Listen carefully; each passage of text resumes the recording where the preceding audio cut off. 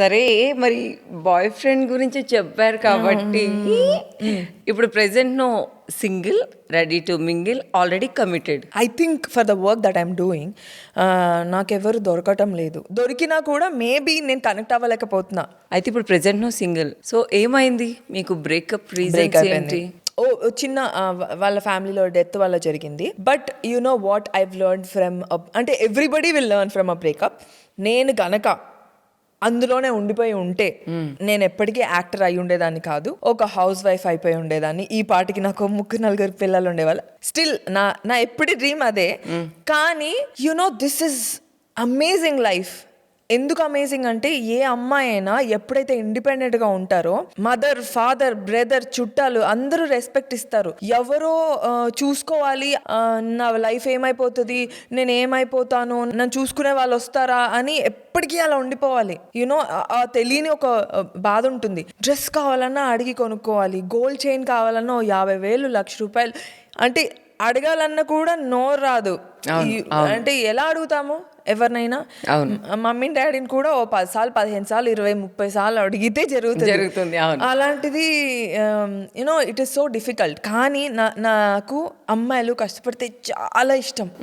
అమ్మాయిలు వర్క్ చేస్తే మేకప్ కానీ, స్టైలిస్టులు కానీ, లేకపోతే ఎవరైనా బిజినెస్లు పెట్టుకుంటారు. I really love them.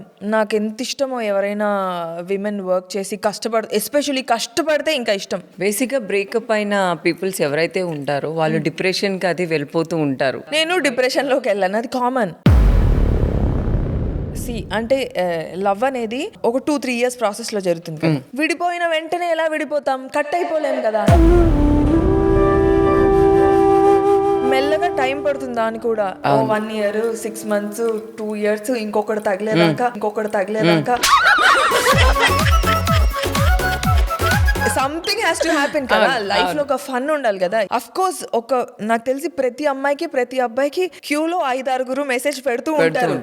మనకు కూడా మైండ్ లో ఈడున్నాడు, వీళ్ళున్నారు, 5 members.